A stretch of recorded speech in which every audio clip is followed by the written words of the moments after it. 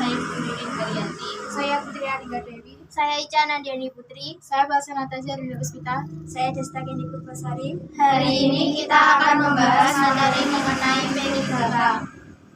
Sebelum itu, mari kita ketahui apa sih yang namanya P3K itu. Jadi, PPPK atau yang sering disebut dengan P3K adalah suatu upaya pertolongan atau perawatan sementara yang diberikan kepada korban kecelakaan sebelum korban mendapat perawatan yang sempurna atau sebelum korban mendapatkan perawatan dari tenaga medis. Jadi, semisal ada kecelakaan di sekitar kita, seperti itu kita tidak mungkin kan untuk membiarkan kejadian itu. Jadi, seharusnya kita tuh langsung memberikan pertolongan pertama terhadap si korban itu agar rasa sakit dan nyerinya pada tubuh korban itu berkurang atau rasa shock pada korban itu berkurang. Tujuan dari P3K yang nomor 1 adalah mengurangi rasa sakit atau takut.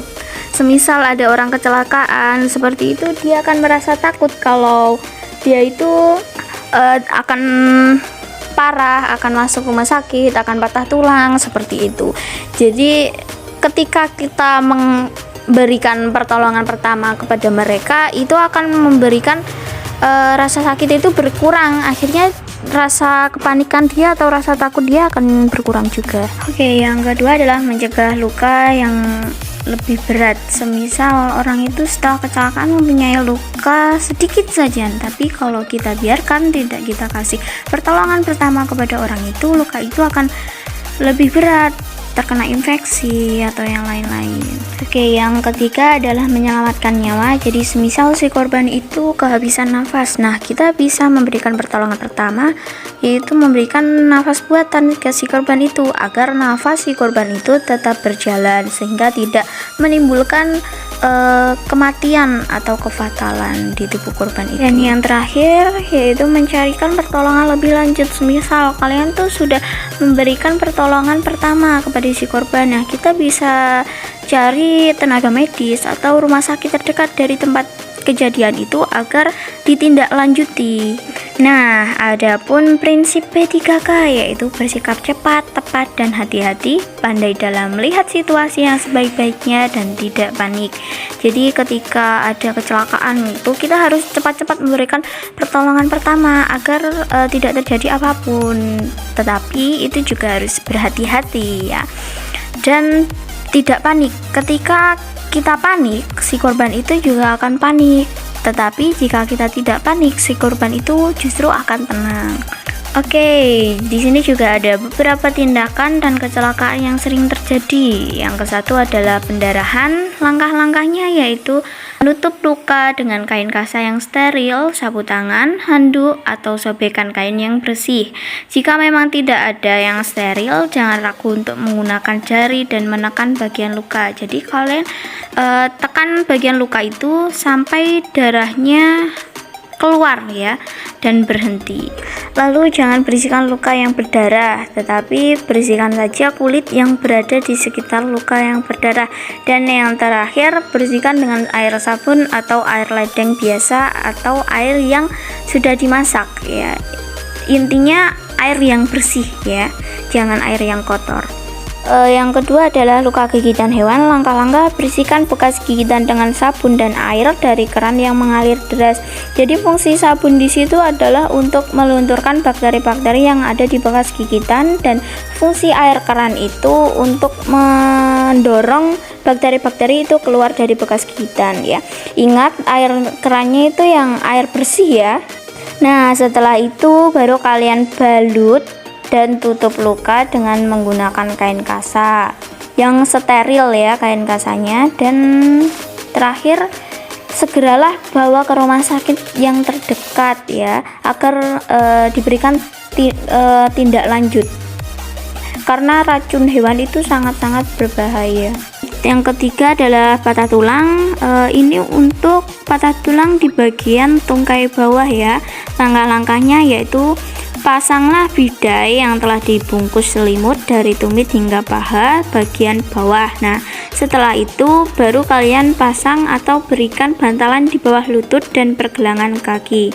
Masih di patah tulang, ini untuk tulang paha atas. Langkah-langkahnya kalian luruskan dulu tulang seanotomis. Setelah itu pasang bidai luar dari tumit hingga pinggang, kemudian pasang bidai dalam dari tumit hingga pinggang juga. Yang keempat, kalian ikat bagian atas dan bawah tulang yang patah menggunakan pembalut dasi lipatan.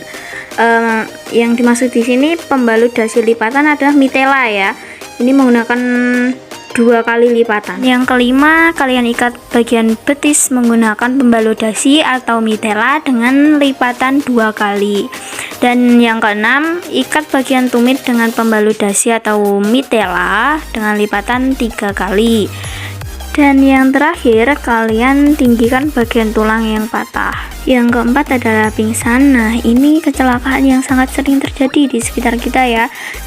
Langkah-langkahnya adalah tidurkan dengan posisi terlentang tanpa bantal dengan kaki lebih tinggi. Yang kedua, kemudian kalian beri selimut dan beri bau-bau yang menyengat agar si korban itu cepat terbangun. Nah, kemudian baru jika sudah terbangun atau sudah sadar, kalian berikan minum air hangat. Nah, kemudian ini adalah alat-alat dan bahan yang ada di kotak P3K. Ini untuk alat dan bahan habis pakai. Yang kesatu adalah plester, povidone iodine untuk disinfektan, alkohol 70%, kapas bersih, pembalut segitiga atau mitela atau juga biasa disebut dengan pembalut dasi, perban gulung, kasa steril, perban elastis, gunting, termometer, dan sarung tangan medis ya. Nah, untuk obat-obatannya ada paracetamol 500 mg dan sirup untuk anak-anak. Ini untuk meredakan demam. Juga ada betadine sebagai obat merah, minyak kayu putih, krim luka bakar, dan juga obat batuk dan flu. Kemudian kita lanjutkan ke tanaman obat-obatan. Untuk tanaman obat-obatan yang pertama adalah kunyit. Ini berfungsi untuk mengatasi perut kembung.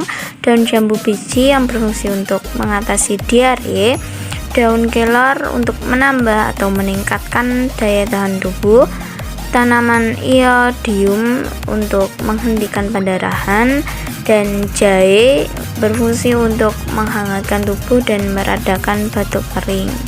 Demikian penjelasan dan materi dari saya dan teman-teman saya. Wassalamualaikum warahmatullahi wabarakatuh.